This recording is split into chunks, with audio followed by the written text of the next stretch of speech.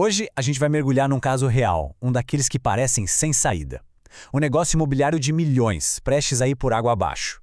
Mas o mais interessante aqui é ver como a engenharia jurídica, uma verdadeira jogada de mestre, não só salvou a situação, como fez todo mundo sair ganhando mais. Vamos desvendar essa estratégia juntos, passo a passo. Então, vamos desenhar o cenário.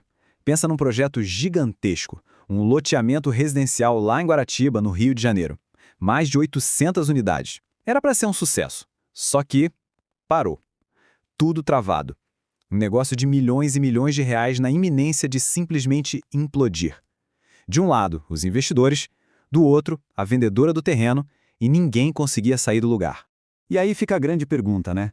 Como é que um único documento, uma escritura pública, conseguiu ser a chave para destravar tudo isso? E não só destravar, mas fazer com que o resultado final fosse ainda mais lucrativo para todo mundo. A mágica, se é que podemos chamar assim, está numa escritura que mudou completamente as regras do jogo.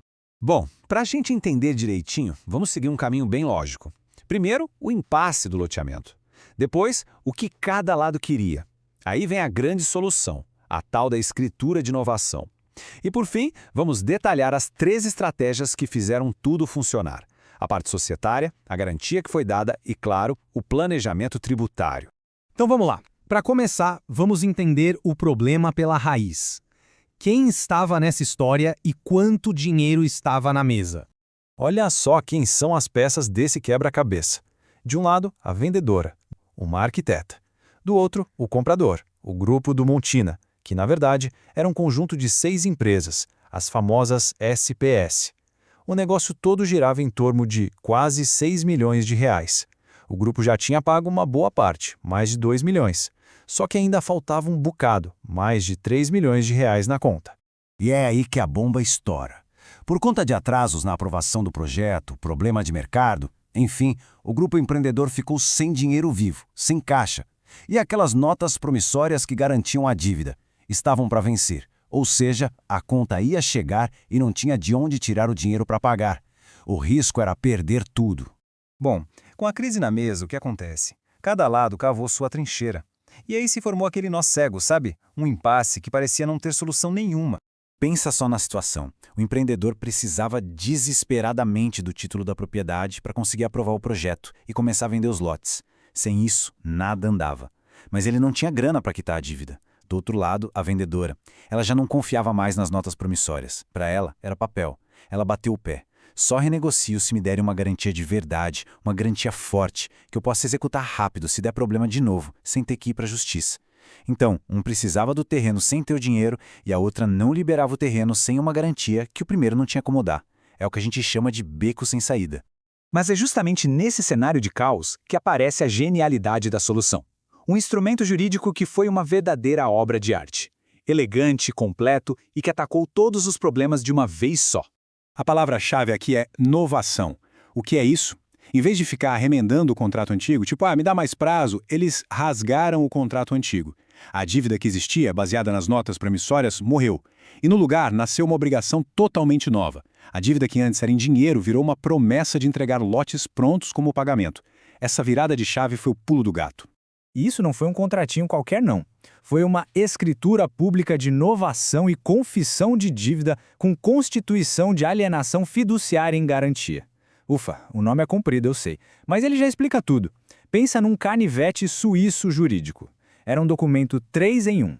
Primeiro, trocava a dívida velha por uma nova. Segundo, registrava a confissão da dívida. E terceiro, e talvez o mais importante, criava aquela garantia superpoderosa que a vendedora tanto queria. Certo, então vamos dissecar essa solução. A primeira peça dessa engenharia foi a estratégia societária. O jeito que eles montaram as empresas desde o comecinho já foi pensando lá na frente para economizar com um imposto bem conhecido, o ITBI. Olha que jogada de mestre. O caminho normal seria uma empresa comprar tudo e depois ir vendendo os pedaços para as outras do grupo, certo? Errado. Isso geraria ITBI em cada venda. O que eles fizeram foi o inverso. As 6 empresas compraram o terreno juntas, em condomínio. É como se 6 amigos comprassem uma pizza. Cada um já é dono de um pedaço desde o começo. Então, quando chegou a hora de dividir o terreno de papel passado, não foi uma venda. Foi só uma divisão de coisa comum. Se não tem venda, não tem fato gerador do ITBI. Simples assim. Uma economia gigantesca que foi pensada lá no dia 1. Beleza, estratégia societária resolvida. Agora vamos para a segunda parte do plano, que era resolver a maior dor da vendedora, ter uma garantia que fosse realmente segura. Uma coisa que ficou clara logo de cara foi que o próprio terreno do loteamento não servia como uma boa garantia. Por quê? Porque o valor dele ali, cru, sem nada construído, não era suficiente para cobrir a dívida. Imagina se o projeto desse errado de vez. A vendedora ia ficar com um terreno que não valia o que ela tinha para receber. A solução foi buscar garantias fora do projeto, ou seja, no patrimônio pessoal dos sócios. E aqui a escolha do tipo de garantia foi cirúrgica. Podia ter usado uma hipoteca, mas hipoteca, em caso de calote, significa um processo na justiça que pode levar anos. A opção foi pela alienação fiduciária, que é muito mais poderosa para o credor. Na alienação, a propriedade do bem é transferida para o credor, fica em nome dele até a dívida ser paga. Se não pagar, não precisa de juiz. O credor, de forma rápida, no cartório, consolida a propriedade para si e pode levar a leilão. Era essa rapidez e essa segurança que a vendedora queria. E agora a gente chega no gran finale, a terceira estratégia, a cereja do bolo, o planejamento tributário. Foi isso aqui que não só salvou o negócio, mas que fez ele ficar bom de verdade para todo mundo, escapando de uma cilada fiscal que ia custar milhões. A questão na mesa era simples, mas decisiva. Como pagar a dívida? Tinha dois caminhos. O primeiro, o empreendedor vende os lotes, pega o dinheiro e paga a vendedora. Isso é o que chamamos de permuta financeira. O segundo caminho, em vez de dar dinheiro, o empreendedor simplesmente passa alguns dos lotes prontos direto para o nome dela. Isso é a dação em pagamento. Parece só um detalhe, mas a diferença de imposto entre um e outro era absurda. E aqui está o pulo do gato.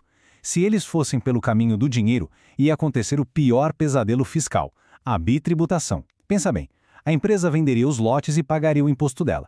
Aí, com o dinheiro que sobrou, pagaria a vendedora. E ela, ao receber essa grana, teria que pagar imposto de renda, lá na faixa dos 27,5%. Ou seja, o imposto seria pago 2 vezes. Já com a dação em pagamento, a história é outra. A vendedora recebeu os lotes. Ponto. Ela só vai pagar imposto ou de ganho de capital de uns 15% no dia que ela resolver vender.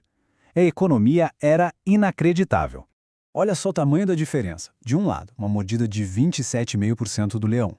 Do outro, uma de 15%. É quase metade do imposto. Num negócio de milhões, essa diferença não é troco. Foi exatamente essa matemática que fez o acordo parar de pé. A vendedora topou receber lotes porque, no final das contas, o patrimônio líquido dela seria muito maior. Então, o que a gente tem que entender é que esse planejamento tributário não foi só um plus. Foi o coração do negócio. Foi a peça que fez tudo se encaixar. Essa economia de milhões em impostos foi o que deu a segurança e a vantagem para a vendedora aceitar a nova proposta e, com isso, destravar o projeto todo.